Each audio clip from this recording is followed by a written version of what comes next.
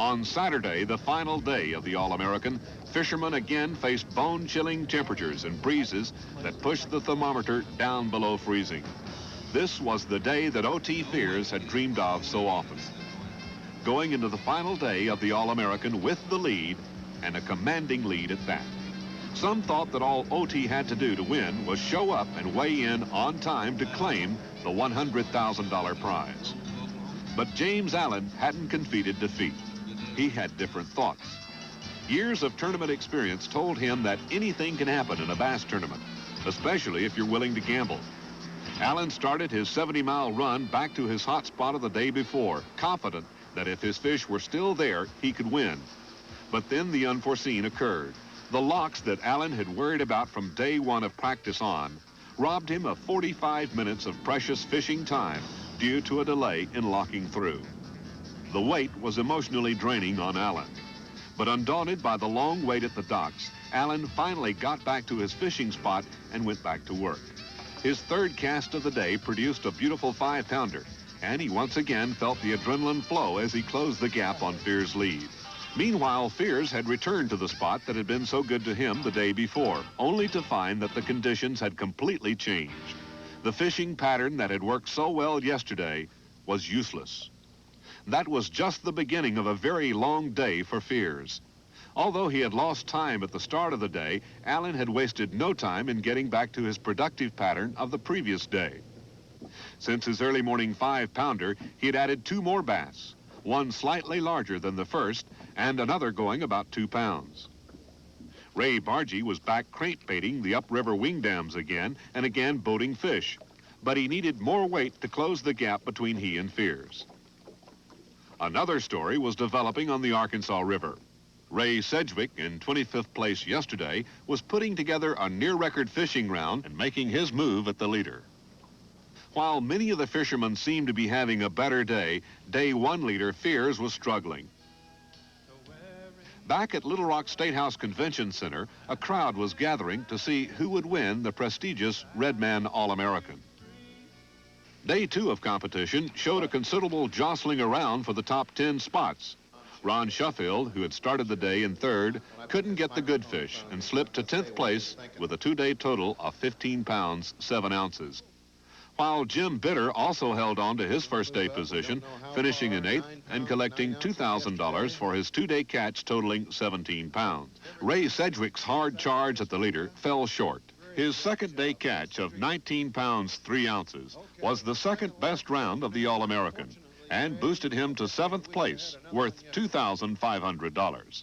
Bob Mosier and Mike Reynolds finished in 6th and 5th, respectively, with only 5 ounces separating them. And if the battle for 5th place was close, only 1 ounce separated 4th place finisher Randy Anderson from 3rd place Ray Bargee, the only angler scoring 2 limits. Anderson finished with a 2-day 23 pounds 15 ounce total and $5,000, while Bargee collected $10,000 for his 24 pounds of fish. And then it was time to see who this year's All-American winner would be. Normally, the anticipated winner is held back to weigh in last. O.T. Fears was sent in ahead of Allen, a signal to Fears that he had indeed once again fallen short of his dream. Okay, O.T. Need a limit, O.T. What's that, 2? There's number 2. I think he's just moved back into the lead, though, with those 2 bass. There's number 3. I think the only story is to find out how much weight he's got. And 4 is it, O.T.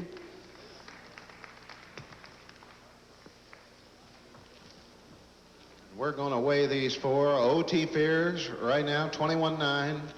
And in just a few seconds, he's going to boost that 21.9 back into the lead of the Redman All-American for 1987.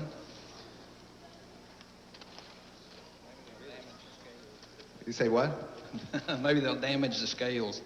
Maybe they'll damage the scales. 6'10", 6 pounds and 10 Fears' 2nd day catch totals 6 pounds, 10 ounces, giving him an All-American total of 28 pounds, 3 ounces. A disappointed O.T. Fears took a seat in the crowd with his family with only a glimmer of hope left. He was still in first by 13 pounds, 3 ounces. Allen came to the scales needing 13 pounds 4 ounces to be crowned the Redman All-American champion for 1987. And it appeared by the size of his 3 fish that he had it. 13.3 will pass O.T. Fears. If this sack of fish weighs less than 13.3, O.T. Fears will be crowned the All-American champion this year. Let's take a look. 12 pounds even, Mr. O.T. Fears. Look at him right over here. He's being interviewed on Foxy. Don't leave here, if you would, Mr. James Allen. Fears dreams of winning the Redman All-American and the largest cash prize in American sport fishing had come to pass. Presentation of a $100,000 check is next. I'm looking here at a check that reads, Operation Bass, November 21st, 1987, adorned with the Redman Tournament Trail logo, $100,000, $100,000, and $100 for first place in the Redman All-American. And I, if I can get this pen to work, O.T., pay to the order of O.T. F-E-A-R-S. F-E-A-R-S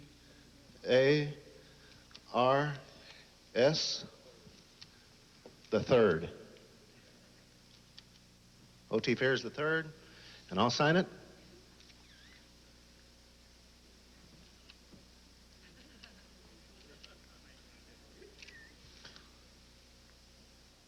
As of this second, I would like to crown you the official champion of the Redman Tournament Trail and the winner of the 1987 Redman All-American Bass Championship.